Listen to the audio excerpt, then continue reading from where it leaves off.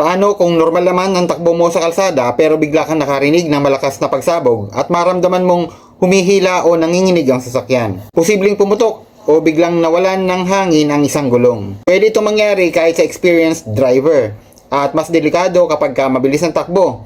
Ang unang ilang segundo ay napakahalaga dahil kapag nagpanik tayo at biglang promeno o kumabig, pwedeng tuluyang mawala ang kontrol ng sasakyan.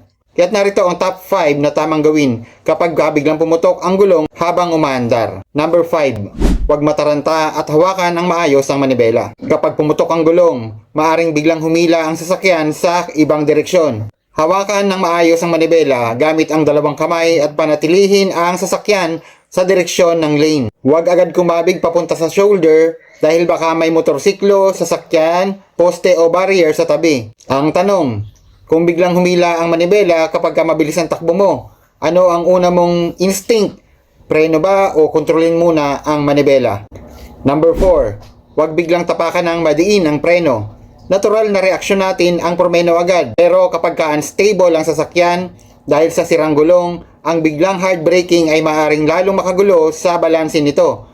Panatilihin muna ang direksyon at bawasan ang bilis ng kontrolado. Lalo na sa highway o expressway, ang goal ay stability muna bago paghinto. Number 3. Dahan-dahang bitawan ng accelerator. Kapag kontrolado na ang manibela, unti-unting alisin ang paa sa accelerator.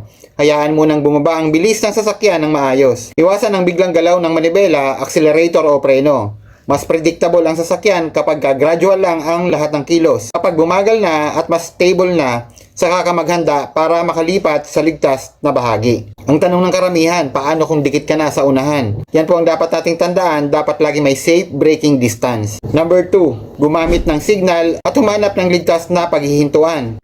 Bago lumipat ng lane, tingnan ang mirrors at blind spot.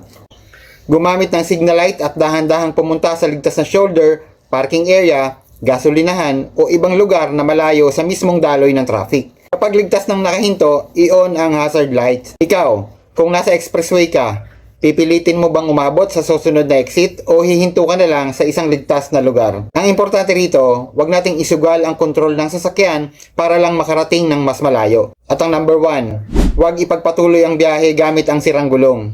Kapag nakahinto na, wag isipin na malapit lang naman. Ang pagmamaneho gamit ang flat o pumutok na gulong ay maaaring makasira sa rim at iba pang bahagi ng sasakyan at maaari ring maging sanhi ng panibagong pagkawala ng kontrol. Kung ligtas at marunong kang magpalit ng gulong, gamitin ang spare tire ayon sa tamang procedure. Pero kung delikado ang lokasyon, mabilis ang dumadaang traffic o hindi ka sigurado, mas mabuting tumawag ng roadside assistance o towing. Mga ka-driver, kapag biglang pumutok ang gulong habang umaandar, hawakan ng manibela, huwag biglang magpreno, dahan-dahang bawasan ang bilis, humanap ng ligtas na paghihintuan, at huwag ipilit ay biyahe gamit ang sirang gulong. Tandaan, sa tire blowout, hindi bilis ng reaksyon ang pinakamahalaga, kundi kontrol ng reaksyon.